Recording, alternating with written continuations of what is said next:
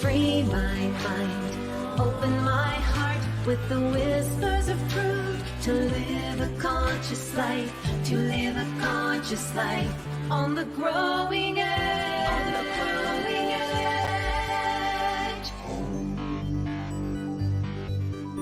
edge. And now, here's Ali. Good morning and welcome to Growing Edge. We're live here today and I'm so happy that you're here. It's a cold and snowy morning here at the top of Utah, and I'm sending you lots of hugs and knowing that today's show is going to lift your spirits and open your heart. Feels really good to be here, and I'm really excited to have my guest today that you're going to meet up with in just a minute. So Growing Edge Live is sponsored by Satya, and we're all about inspiring minds, healing hearts, and transforming lives. And this broadcast, this show, and soon to be podcast, is conversations, soul-centered conversations with heart-centered individuals that are channeling their time, their energy, their love, their creativity, their resources into doing good works on the planet. And so dig in. We're going to have a really great conversation today. We're going to go deep. It's going to be fun. It's going to be lively. So I'm really glad that you're here today. We always start Growing Edge with a segment that we call Ask Ali. And today I have a question from Kyle. And Kyle says, I have my life together and I'm feeling on top of things. And sometimes I feel like I've lost it. I'm going to start again. Sometimes I have my life together and I feel like I'm on top of things. And sometimes I feel like I've lost it. There seems to be part of me that is spiritual, peaceful, confident, and happy. And then there's part of me that isn't. Isn't that true for all of us? I exercise, I meditate, I read, I listen to spiritual, inspiring stuff. I have a great family. I do work that is meaningful. I'm involved with my community. Am I missing something? No, I don't think so. I think that we all experience this kind of contrast in our lives. We have days when things seem to be clicking along and we seem to be on top of things. Our mind is calm, our emotions are grounded and centered, and we seem to be able to respond to the world as it comes to us in a really centered and spiritually mature way. And then there's those days when it's not that way, and it can seem like one little thing can trigger us. Maybe we don't have all the things that we think we need, or maybe someone asks us to do something that we're not, in the mindset or the heart set to do, or maybe we get a difficult somebody calls us with a problem that we feel overwhelmed by. So yes, we all have these ups and these downs, this yin and this yang, the clarity and the chaos. It's all going on. That's what life's all about. It's this constant dance of change and contrast, and it goes on within us, and it goes on in the world around us. It goes on within our relationships, at our workplaces. It goes on all the time. And so my suggestion is to just take a breath and relax. Because when I'm triggered like that, when I don't seem to have access to the answers, or when I seem to come at a relationship, a conversation with this sense of defensiveness, or this sense of wanting to push back or avoid, this flight or fight or freeze or fix kind of ego response, I realize that it's an opportunity for me to take a breath. And maybe in real time, we don't have the luxury of taking a breath, but I think after you hear what I have to say, I think you'll have greater access to the peace that's always here, the peace that sort of underpins reality, that I think we can get to when we come from the perspective that everything is up and down, long and short, right and wrong, beautiful and ugly. It's all in the world and it's all within us. But it seems like our ego wants to push that back. Our ego wants to deny those parts of us. And so you actually use the term part. There seems to be a part of me that is spiritual, peaceful, confident, happy. Then there's a part of me that isn't.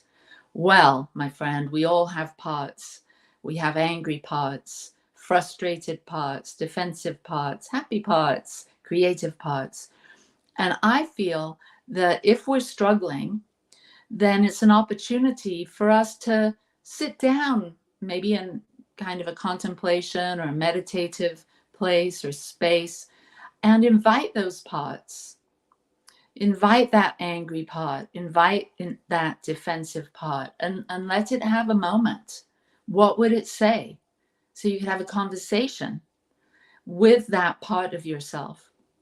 So as you sit in the head of the table, so to speak, and you've got these other parts of your personality sitting around the table, you have a conversation and you give anger a moment to express itself. You give frustration a moment to share what's on its mind. You give fear a moment to join in the conversation. And you start to realize, wow, I've got all of this going on. I've got some anger, fear, frustration, confusion. I've got some joy and happiness and creativity. It all is welcome at the table of your life. But when we deny it, when we only listen to that voice that says, you need to get on, you need to get over it, you need to push that down, then we have that experience and it feels like frustration.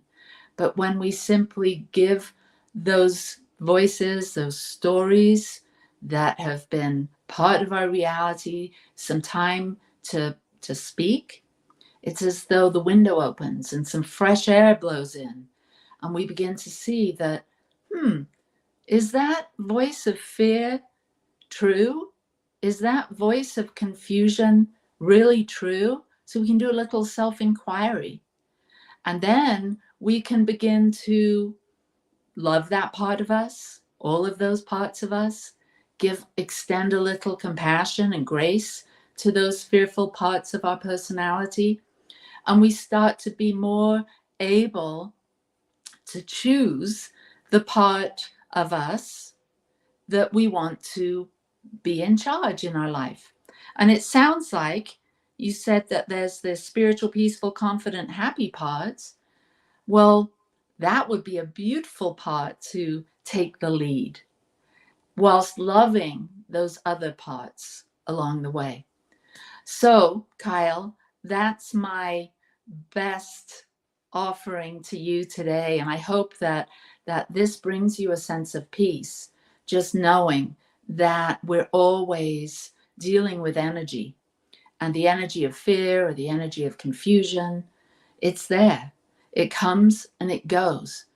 And there's all of those wonderful energies that lift us up and buoy us into this place where we feel like we can take charge. We can dream a new dream.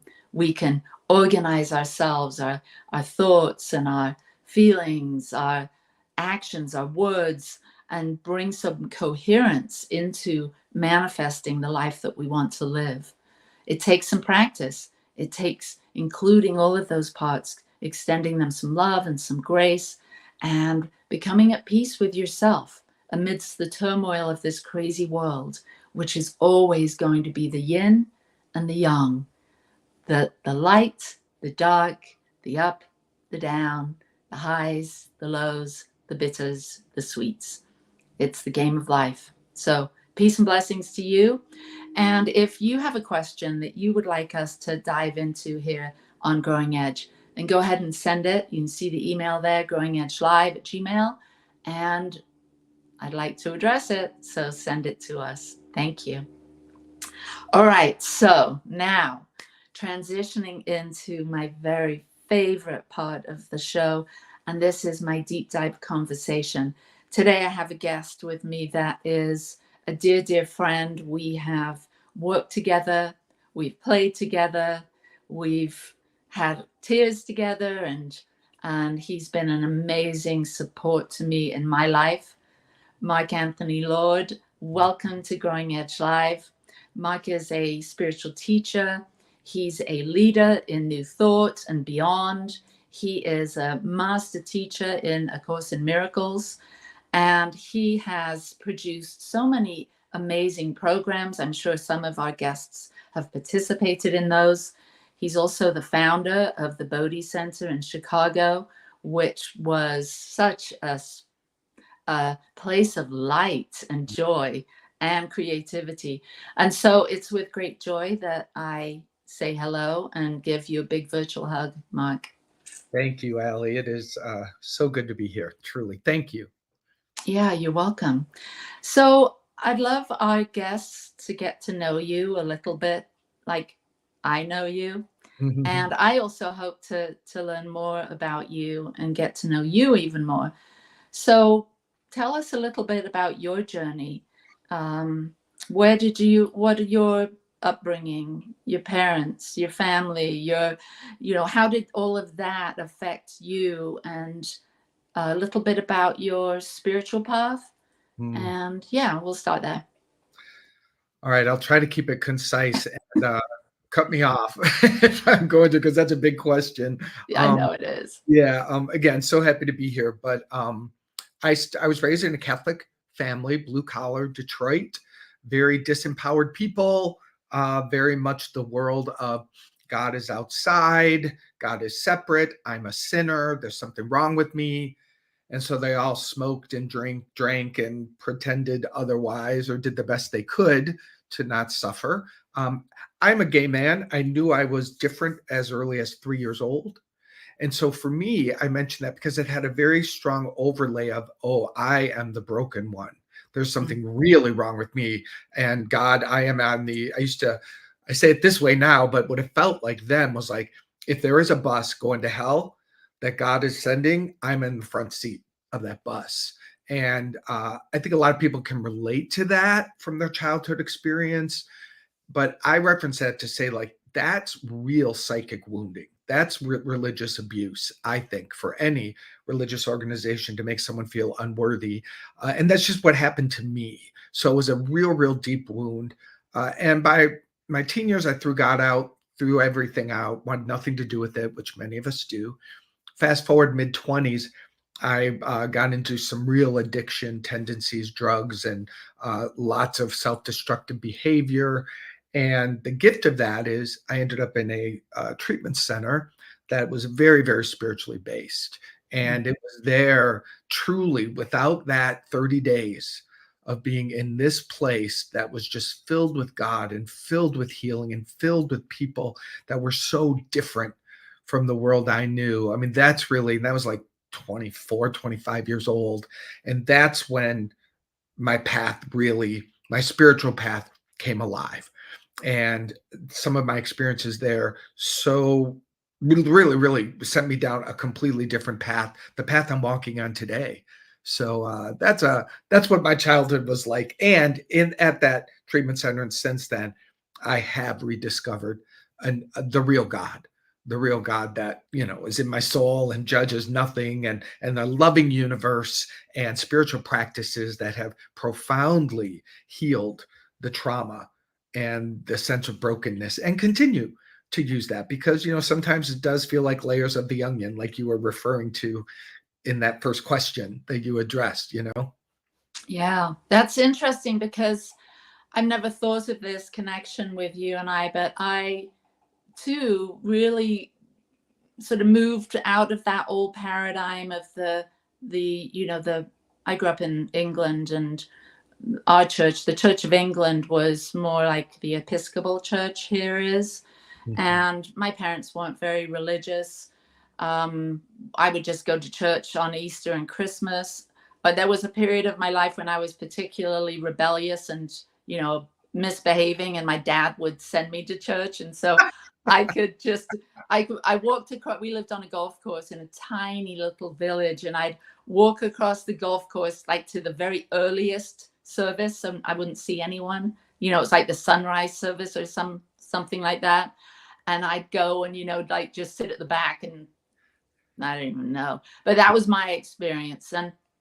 But the thing that connects us a little bit is that I was searching when I had kids. I was looking for some kind of spiritual something for them.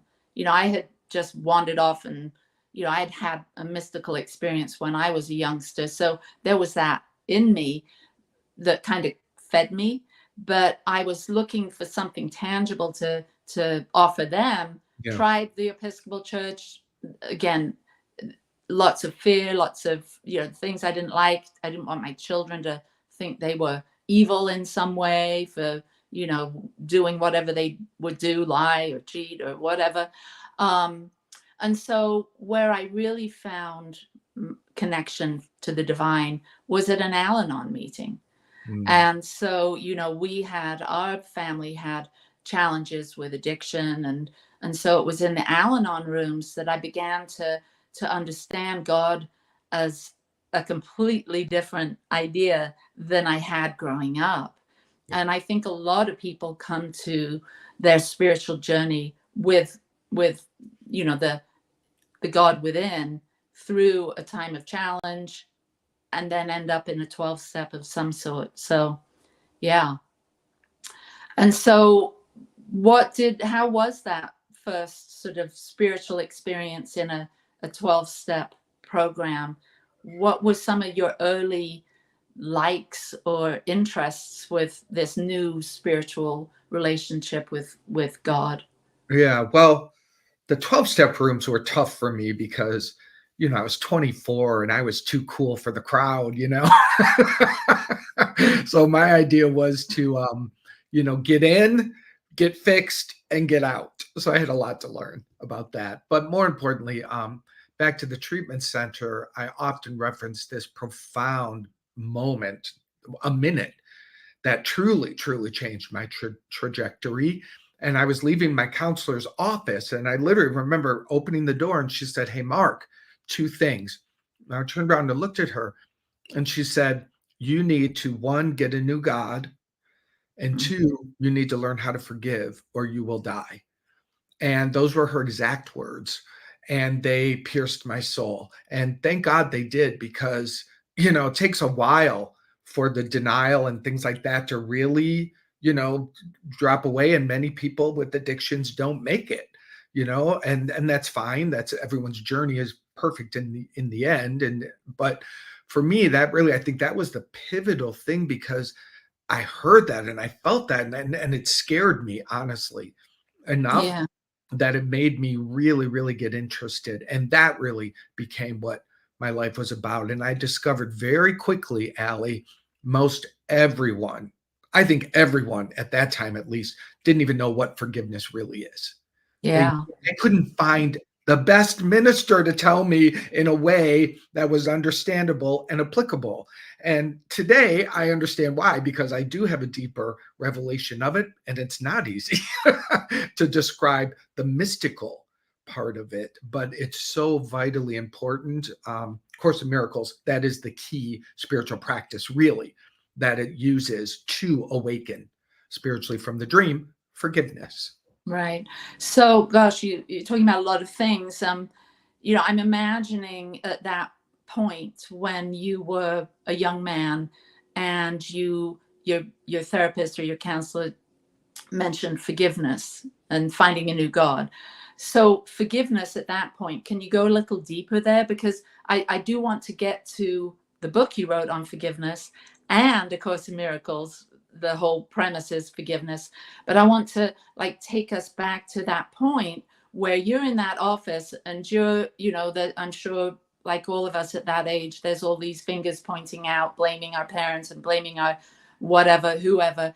How did your 24-year-old self, who were you forgiving? What was it? And how did you cope with it? And maybe talk about your forgiveness journey with your parents and with your early life situation and what you were experiencing as a young gay man. Well, that is such a good question, because my understanding of forgiveness then was basically like yeah, this bad thing happened. Yeah, you were victimized, but you've got to be better. You've got to, it was either like two options. Either forgiveness is this self-righteous act that says, well, you were broken and I feel bad for you, so I'll forgive you. Or it was this like, well, I'm a victim, it happened, and I can't do anything because they have more power than me. So I'll just sort of accept that I'm a doormat, and even that somehow makes me better than in some way. Either way, the worldly forgiveness, the way that the world taught me forgiveness and my personal experience of forgiveness didn't work. Literally was a one up or a one down, but it was not a true release. And, the world was filled with people, you really should forgive that. Aren't you over that yet? And so a lot of people walk around feeling bad. Like, yeah, I should be done with this, or I think I forgave it, but it's still haunting me. So what's wrong with me? That's what people do. And I did the same thing. Yeah. So it sounds like this was, maybe she introduced forgiveness and you went to all those places of like trying to figure out how to do it. And oh my goodness. And that must have lasted for a long time, because you hadn't awoken, let's say, to this deeper, profound wisdom that you gained on what forgiveness really is. Yeah. So there must have been the first forgiveness, like the surface forgiveness.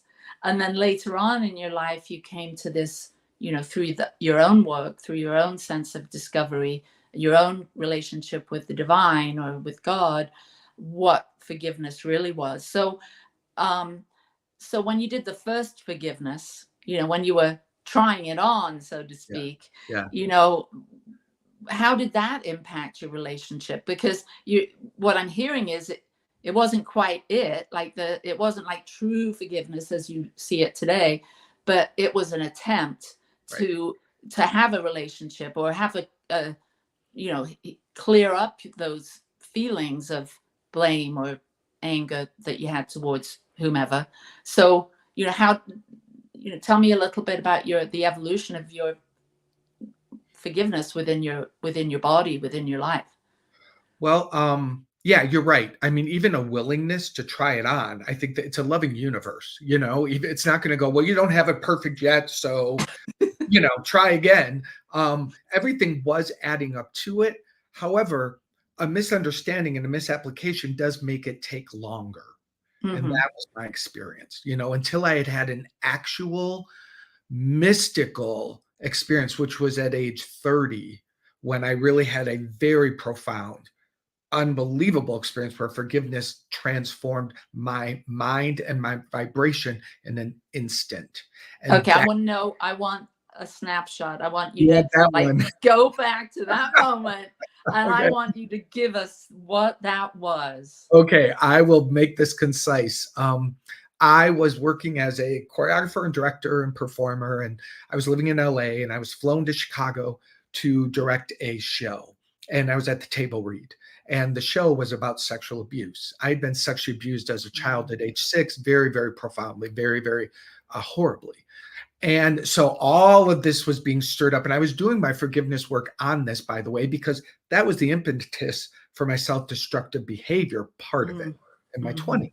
So I've been working with a spiritual practitioner. I was, just started going to Agape in LA, and, was very getting involved and working with them. And so here I am in Chicago reading this story. I'm getting triggered inside. I'm just shaking, but I'm trying to keep my shit together because I'm at a table read with the money people. And so I get through that. I get on the plane to fly home, and I sat on the window seat. I put my sunglasses on. I remember every moment I turned my head towards the window and tears are coming down my face. And I just kept saying, I ask that forgiveness set me free. God help me. I ask that forgiveness set me free. God help me. It's all I knew to say. I couldn't take, the pain was so in me. And suddenly I was literally like, I felt like God grabbed me and pulled me back out of the scene, like holding my head, and said, see this as I see this. And the whole overlay of the abuse disappeared. And the back of it was light dancing with light. It just looked like a dance of light. And I was told by God in my whatever, that is all that's ever really happening. Everything else is the overlay, is a lie. That's what is to be forgiven. And the whole story just dissolved, and it was like put into this ball, like the see-through ball, and was thrown off into the universe. I saw it. It became fireworks. And I was told that story will never harm you. It no longer lives in you. It is forgiven. You will now only remember it in teaching moments. Literally, I was given that detailed instruction. And to this Wow. day, it's never hurt me. Don't feel it in me. It is gone. And even when I tell you the story now, it just comes back to mind for this purpose. Otherwise, it doesn't exist. That's really what forgiveness does. I wouldn't have known that. No one ever told me that. Had I not had a pure healing from it, I wouldn't know it myself. Wow, that's beautiful. Yeah. And that really gives you so much to draw from as you author a book, do seminars, workshops, counseling, for you to have had that like ding, that little moment. And that A little moment. I love that. well, I mean, it's a huge moment, but it was just there on the plane. I mean, in the grand scheme of things, from like, some distant galaxy, it's a little moment, but it was so profound and has probably influenced, we lost you for a sec. So that little moment, that little big moment, that profound moment has kind of set you on a particular trajectory, a course where you carry the grace and the blessings and the wisdom to be able to support people. Yeah. I mean, truly. There's wow. You're so right. And thank you for seeing that, because it is a gift that I can't even, we had the party that's like, why me? What did I, you know what I mean? But what did I do?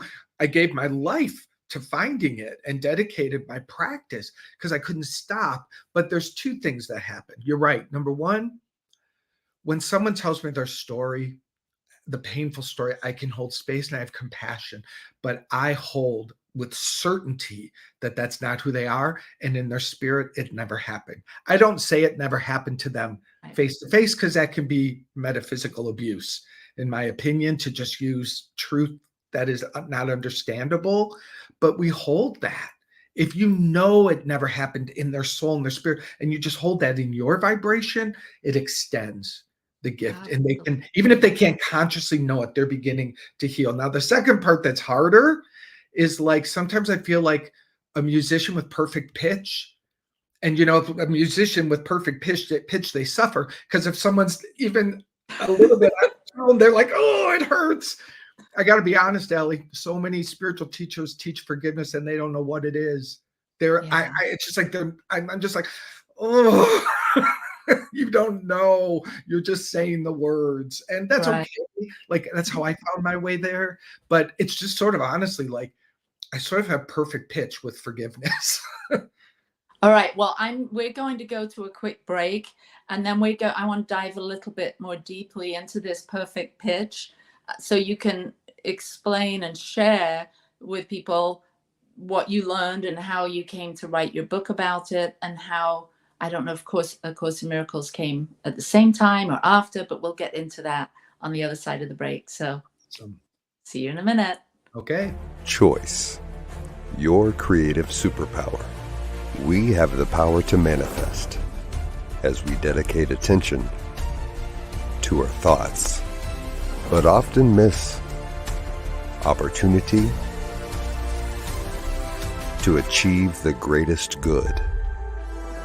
Your superpower is waiting to be unleashed to unlock a fuller, more rewarding world for all.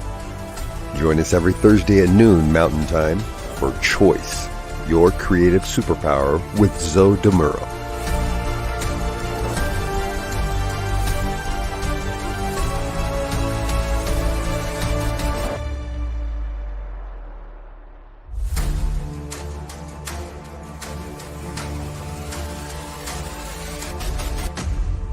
And now,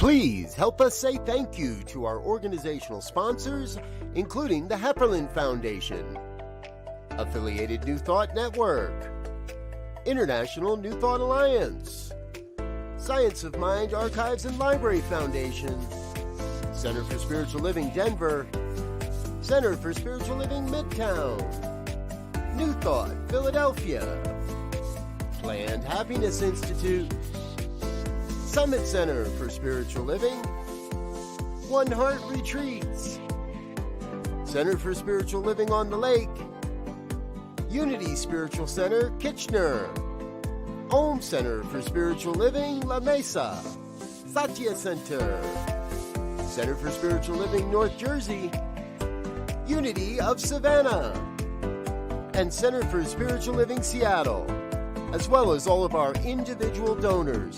Thank you for making New Thought Media Network a place to be. Please come be you. And remember, like, share, and subscribe. New Thought Media Network, positively inspiring. Free my mind, open my heart with the whispers of truth. To live a conscious life, to live a conscious life on the growing edge. On the growing edge.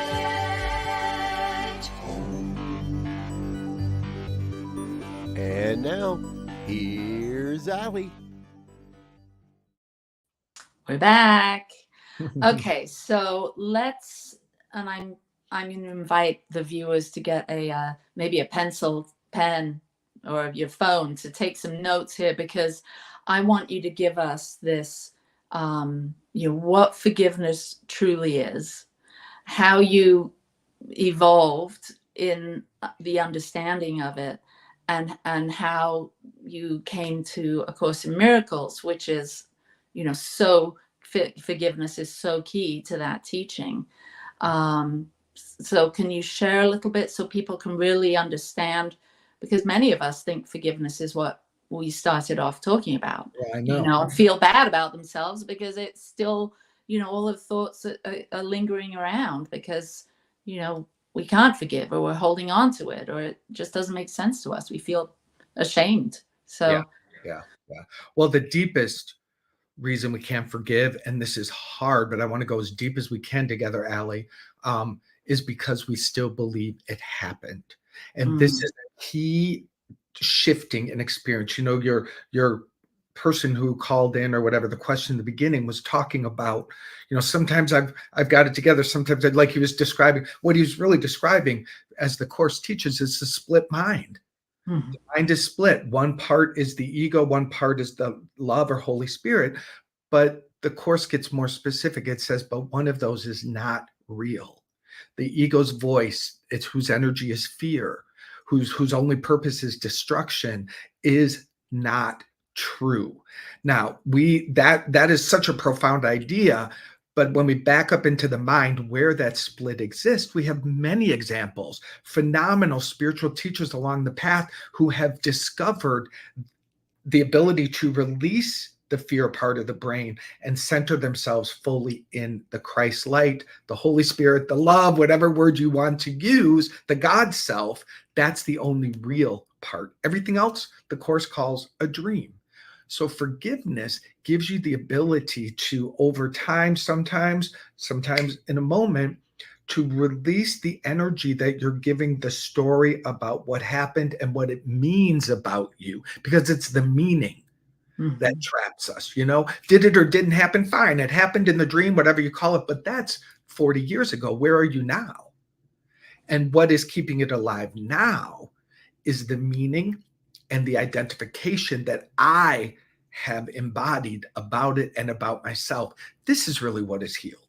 This is what is forgiven, and we become released from. And when we're released from the false identification, the true identification just sits there shining, light dancing with light, because that's all that's true about every one of us.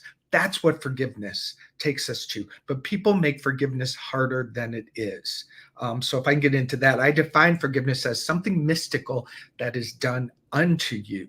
And the important key about this is you don't do it. I don't do it.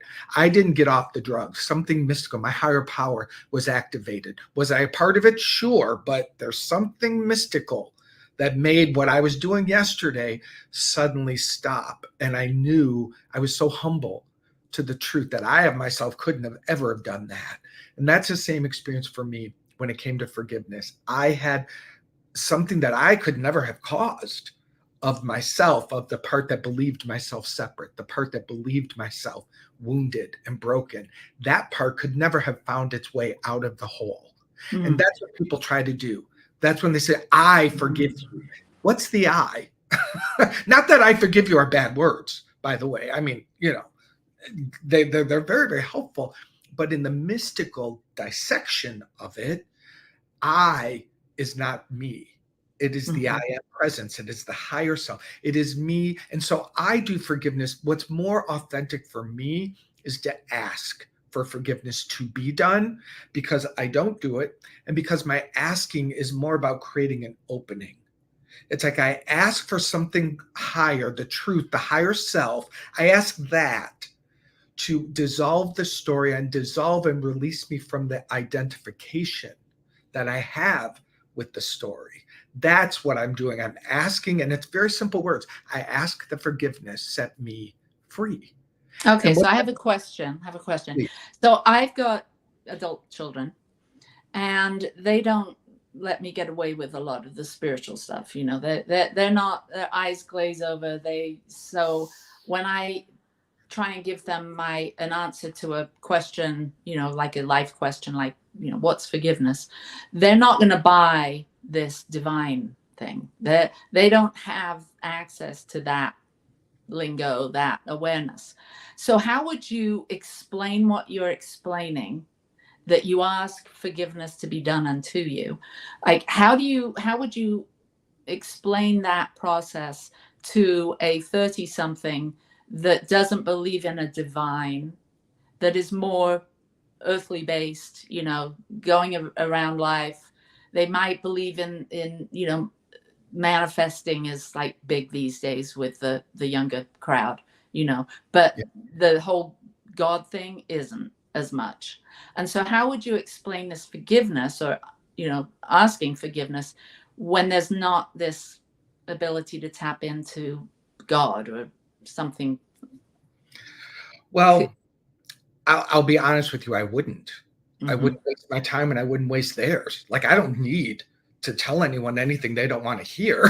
Like, I'm not gonna go out there and evangelize and bring someone, like, if you don't want it, don't do it. Right. But a lot of people want to forgive, but they just don't want to bring God into the scenario. They want relief. They want relief from the power. Yeah. But here's the deal. And this is, and I don't mind your pushback, but I'm just not interested in dumbing down my words to help someone be comfortable. It's not my calling. It's not my, other people are brilliant at helping people cross a bridge. I don't have that gift. Like, I speak in the language I speak in because it's of my soul. I speak in the words I use because that's magnetic for those who I'm meant to work with and teach. So I just, for some reason, I got to say that, but let me say yes and.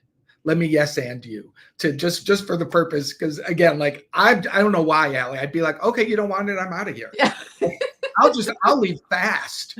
But you and I both know through human design that you're a projector, so I'm giving you an invitation. I know you are. Because I'm like, oh. All right. So let me find. I'm gonna do my. You know, I also do some channeling, and so I'm gonna do this because I don't want my words to get in the way. So really, let me take a breath, if I may, and just give this. Okay, yeah, please do. Because there is something in me that wants to answer. And so what we're really describing in this moment is a letting go of a sense of self that is less than the truth of your whole being. It's a surrendering of a story about yourself that got imprinted on you from an experience. So you could really make it as simple as, letting go of a story that doesn't support you, letting go of an identification that has you limited and makes you unable to manifest your good. You see, the overlay of a broken story upon your vibration is what's blocking you from creating that better job. It's what's blocking you from what's creating more income. So you may say, I'm not into that, but I would say to you, look at the wall that's in the way of what you want. The wall that's in the way of what you want needs to come down so that you can manifest from your power, from your strength. The way to bring that wall down is simply what is called forgiveness. Forgiveness will take that wall down brick by brick by brick until it is completely dissolved if you give it enough time. And when that wall of resistance and false identification is brought down, your power to create the life that is inside of you will flow with grace and ease, uninhibited. Who doesn't want that? Woohoo! You did Is that it. better? You did it. And I could just see myself talking to one of my children, and you know, there wasn't a spiritual word in there. There wasn't anything good. in there. I literally wasn't listening. I had to totally, because I'm like, oh, I am resistant to this one, so let me get out of the way.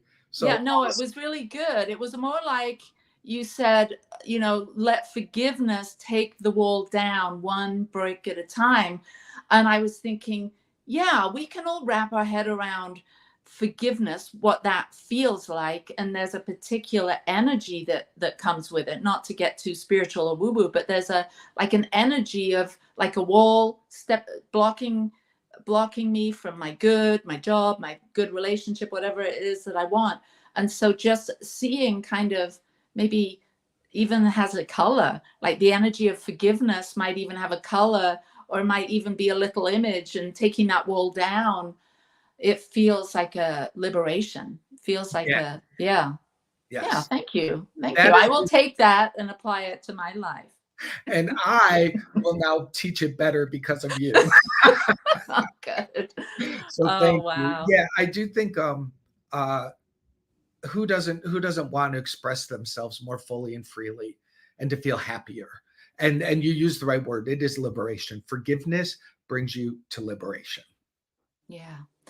So let's talk a little bit about A Course in Miracles. And I know that, I mean, not the teaching as much as how you came to it. How does it meld? Like, how did it feather in with everything else that you already, you know, you've been studying for years, I would imagine, before you heard about A Course in Miracles. So how did that feather in with your worldview or your spiritual view? When you found it, was it did it like click like a puzzle piece, or was there a little bit of a time for the integration to happen? I had first heard about it. I was going to a Unity church in my 20s in Chicago, and I started Unity when I was 14, by the way, and a very big, dramatic, like 3,000 member center in Warren, Michigan, called Church of Today under Jack Boland. So as a kid, I started being very influenced by a very powerful truth teacher. Then moved to Chicago after college and was involved there. And one of the ministers taught from A Course. And I loved her. She was good and she was brilliant. So a part of me was like, ooh. And I remember seeing the book for sale in the bookstore, and I bought one. I remember thinking, this is my book. But it took another 10 years before I could really. So it was my book that I put on the shelf, which I think a lot of people can relate to because it's hard to read. It's written in traditional Christian language, which triggers people, probably triggered me for a moment, but it really, what it really does is heal those words and give you the mystical definitions of them. And I love that. The Course won't be codependent with anyone. It's like truth is truth. Mm-hmm. Yet it's going to make me line up with it, not it line up with me. So I'm grateful for that. So I started really diving into it, gosh, in 2003, no, 2000. Yeah, somewhere around there is when it really came alive. And, a little bit at a time, read this book, read that book. And then when 2010, I went to India for a month and stayed at an ashram. And that's where I had a very profound experience of Jesus, who channeled the Course. Mm-hmm. That's where it became kind of aligned within me. Like the idea I had, like, ooh, that's my book. Years later, it kind of really became a vibrational match from that. I find it to be very different. I find truth to be clear in science of mind. I find truth to be clear in unity. What is not clear is the organizations and those who are teaching and expressing it in a split, dualistic way. That's just what happens in the world. I did it myself. Course in Miracles to me is non-duality. Course in Miracles is truly non-doership. And so for me, it was like, whoa, this thing is got a mystical power, and the way it teaches and the way it makes me look at the ego world and the truth simultaneously is phenomenal. I've not seen that done so well in the other New Thought organizations, at least for me. Someone else could have a very different experience. So I want to be clear that for me, it just worked. Yeah. And I can sense that. I feel it through your words. When I'm sitting in a room and you're giving a talk, I can get that sense of fully embodying these teachings, bringing it all together. So you've said several times, you've referenced a couple mystical experiences. And for those of us that haven't had a mystical experience, or maybe we have, but we didn't recognize it, what is a mystical experience? Yeah, I wish I could bottle it, and I'd be a billionaire if I could bottle this and pass it on. But what is really, then this is my stretch, is like, my spirit is like, you must talk about this. You must talk more about this. So thank you for asking, because I sort of keep it in the back room a little bit. A mystical experience is something that is done unto you, like forgiveness. A mystical experience is done unto you where it's inside of you in a way that you're not orchestrating. Even if it's a revelation of an idea that you're like, that's not my idea. Like, I did not, like, something dropped that in, or something made that happen, or, it's just something that when you really pause, you go, that's greater than what I could ever think. That's a small example of it. I will give you one more in India real quickly. I had been developing a very intimate relationship with Jesus in India, which was not my plan. I went to India to get a cool Eastern guru. That's what I wanted. And I traveled halfway around the world to be told inside me that Jesus was my guy. And he was in India, according to some. He what? He was in India for a period of his time, according to some. Yeah, but I just didn't want, I wanted to be cooler than that.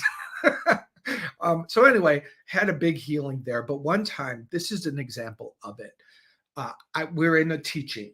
The monks do phenomenal metaphysical teachings where I was. And then you went into a meditation or experience of it. As his teaching was coming to a close, I heard Jesus at that time say to me, repeat my name and don't stop. And it had this urgency to it that scared me a little bit. I was like, holy shit, what is that about? Repeat my name and don't stop. Like that. Now, right there, that's not my words. What's happening inside? So when it came time to go meditate, we could spread out throughout the room. I went way in the back of the room because I just knew something else was happening to me. And so I wanted to be away from the other energy. So I was way off on my own. I closed my eyes, and I was just like, what it was Jesus Christ, Jesus Christ. And admittedly, Allie, I was feeling nervous. So I was like saying it like there's something here. Suddenly, everything that I'd ever been called, all the judgments against myself were swirling around it. Like it was like, you're a this, you're a that, you're a faggot, you're a sissy, blah, blah, blah, blah. Just attack thoughts swirling like a rodeo, spinning around me. Jesus Christ. Geez, now I'm like really saying it because I'm like, oh my God, the guns were loaded.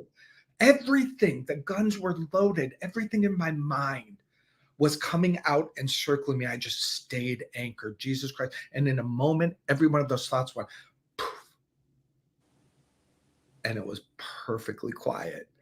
It was quiet like I can't even describe. They just disappeared. So what's going on in your body at this time? I mean, just light, just white light, and very conscious but no thought. And then I would do like, I was like, and I remember going, Jesus Christ, and it just rippled in the energy field. And then I just sort of merged into this light for a while. And I sort of disappeared, but I sort of was not disappeared. Like it was just, there was no mind. I was in the no mind for a while. And I really feel like, so that's a mystical experience, a healing, because my mystical experiences are only for the healing. That's what it feels like for me thus far.